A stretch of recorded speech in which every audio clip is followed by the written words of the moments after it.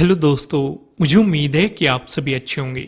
दोस्तों, जैसे कि हमने बैंक निफ्टी वाली वीडियो में डिस्कस किया था कि मार्केट में एक साइडवेज मोमेंटम देखने को मिला और निफ्टी फाइनेंशियल सर्विसेज में तो काफ़ी ज़्यादा साइडवेज मोमेंटम देखने को मिला।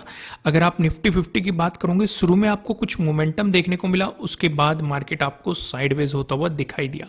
बैंक निफ्टी की वीडियो चैनल पर अपलोड कर दी गई, आप जाके देख सकते हैं। यहाँ पे हम डिस्कशन करेंगे निफ्टी 50 के बारे में।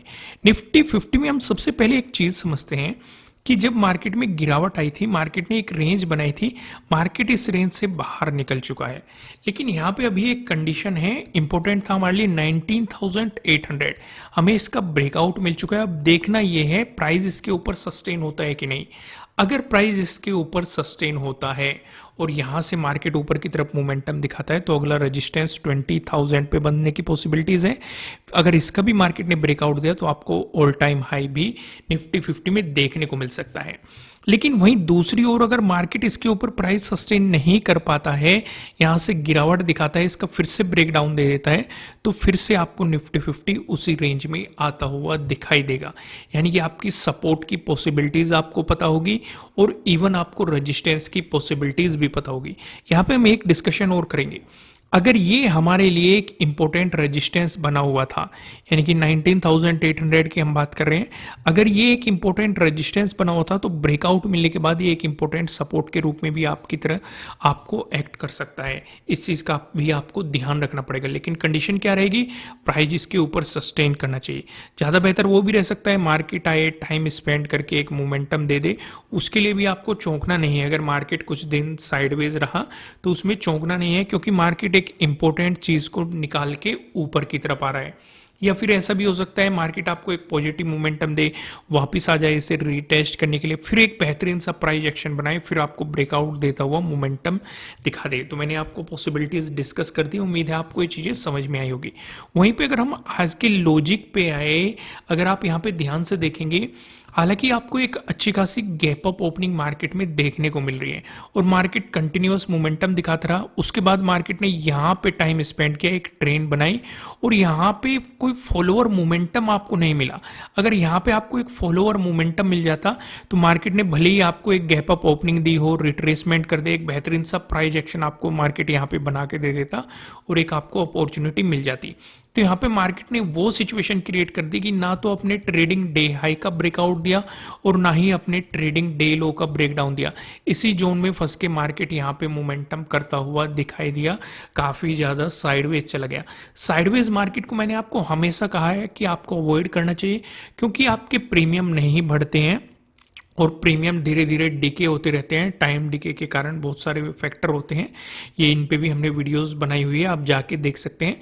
तो उस वजह से ज़्यादा बेहतर यही रहता है कि आपको निकल जाना चाहिए। यहाँ पे एक चीज़ और फोकस करो, मैं आपको हमेशा कहता हूँ कि जब भी मार्केट साइडवेज रहेगा वो आपको फेक ब्रेकआउट देने की कोशिश करेगा, फेक ब्रेकडाउन देने की कोशिश करेगा। लेकिन अगर आपको अपने आप पे कंट्रोल नहीं है, क्योंकि मार्केट में पेशेंस खो देता है आदमी जब इतनी देर से उसे ट्रेड नहीं मिल रही होती। जैसे अभी मैं आपको दिखाता हूं, जैसे यहाँ पे आपको एक बेहतरीन सी ट्रेंड लाइन दिखाई दे रही होगी, उसका ब्रेकआउट भी दिखाई दे रहा होगा। लेकिन खुद सोचो इस पे ट्रेड करना सही है कि नहीं है, क्योंकि इसके जस्ट ऊपर ही आपको यहाँ पे ट्रेडिंग डे हाई दिखाई दे रहा है।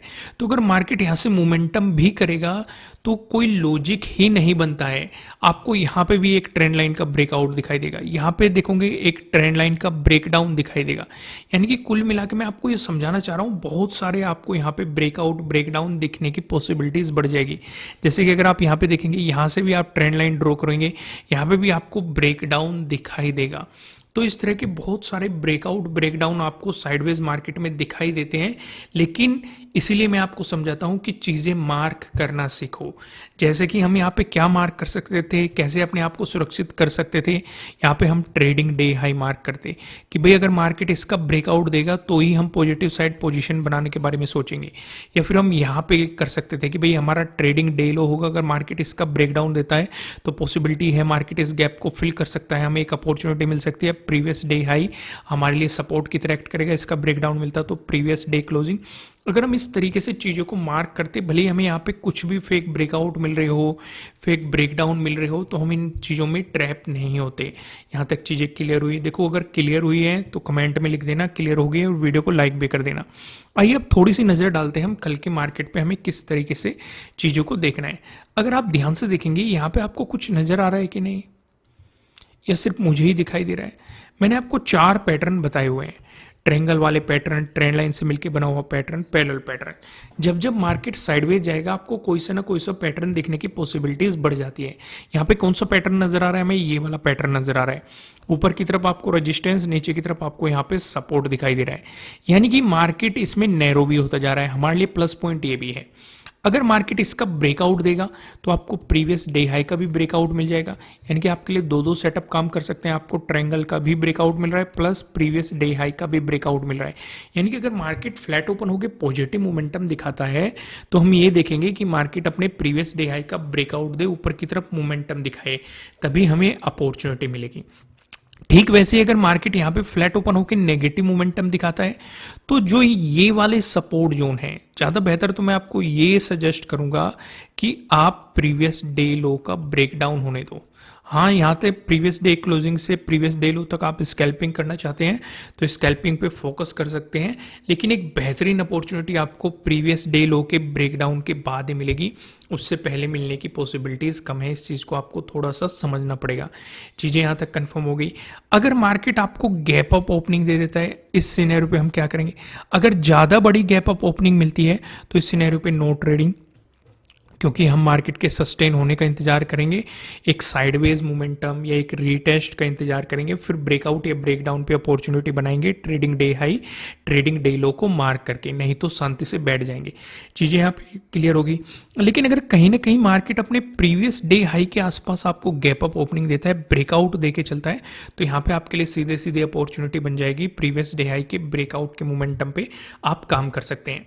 लेकिन अगर यहाँ से रिवर्सल बना, जब तक प्रीवियस डे क्लोजिंग से नीचे नहीं मार्केट आता तब तक नेगेटिव साइड पोजीशंस बनाने के बारे में मत सोचना। अगर ऐसा होता है तो प्रीवियस डे लो आपका पहला सपोर्ट बनेगा, इसका ब्रेकडाउन मिल गया तो 10th का डे हाई आपके लिए अगले सपोर्ट बनने की पॉसिबिलिटीज हो सकती हैं।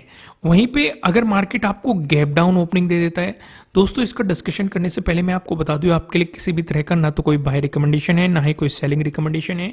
ये जस्ट एजुकेशनल पर्पज से बनाई गई एनालिसिस वीडियो है। इन्वेस्ट करने से पहले आपको अपनी रिसर्च करनी है, अपने इन्वेस्टर की सलाह लेनी है, क्योंकि प्रॉफिट भी आपको होने वाला है, लॉस की जिम्मेदारी भी आपको अपने आप लेनी है। अगर मार्केट गैप डाउन ओपनिंग देता है तो हम पूरा फोकस प्रीवियस डे लो पे करेंगे। अगर मार्केट इसी के आसपास गैप डाउन ओपनिंग दे रहा है, ब्रेकडाउन देके चलता है, तो पॉसिबिलिटीज हो सकती है मार्केट इस गैप को फिल करने की कोशिश करे। लेकिन अगर यहीं पे सपोर्ट लेने की कोशिश करता है तो मैं आपको सजेस्ट करूंगा, जब तक प्रीवियस डे हाई नहीं निकालता तब तक आपको पॉजिटिव साइड अपॉर्चुनिटी के बारे में नहीं सोचना चाहिए। मैं ऐसा क्यों कह रहा हूँ? देखो, स्कैल्पिंग भी मत करना यहाँ पे, क्योंकि अभी मैंने आपको वन डे के टाइम फ्रेम पे कुछ चीज़ें समझाई थी कि मार्केट पहले इस रेंज में था, यानी कि 19,800 हमारे लिए इंपॉर्टेंट रेजिस्टेंस की तरह एक्ट कर रहा था। अगर मार्केट ने गैप डाउन ओपनिंग दे दी तो खुद ही सोचो आप कि जब तक ये वाला जोन नहीं निकलता या प्रीवियस डे हाई हमारा नहीं निकलता तब तक पॉजिटिव साइड अपॉर्चुनिटी लेने का बेनिफिट ही नहीं है। हो सकता है मार्केट ने यहाँ पे आपको ब्रेकआउट देके ट्रैप करने की कोशिश की और फिर जैसे ही मार्केट यहाँ पे आ जाएगा फिर से इसी रेंज में जाने की कोशिश करेगा। तो अगर गैप डाउन का सिनेरियो बन रहा है तो शांति से बैठ जाना। आपको फोकस ये करना है कि प्रीवियस डे लो पे मार्केट क्या रिएक्शन कर रहा है। अगर ब्रेकडाउन देके चला तो गैप को फिल करने की पॉसिबिलिटीज बढ़ जाएगी, लेकिन अगर मोमेंटम दिखाने लगा तो प्रीवियस डे हाई को निकलने देना, उसी के बाद कुछ चीज़ें सोचना। यहाँ तक चीज़ें क्लियर हो गई। दोस्तों, अगर कंटेंट पसंद आ रहा है वीडियो को लाइक कीजिएगा, कमेंट करके मुझे बताना कि आपको एनालिसिस कैसे लग रहा है, आपके लिए कितने हेल्पफुल हैं। नए हो सब्सक्राइब करना, बेल आइकन प्रेस करना, जिससे आपको आने वाली वीडियोस के नोटिफिकेशन मिल सकेंगे। फिलहाल इस वीडियो में इतना ही, फिर मिलेंगे किसी नेक्स्ट वीडियो में किसी अच्छे कंटेंट के साथ। Thank you.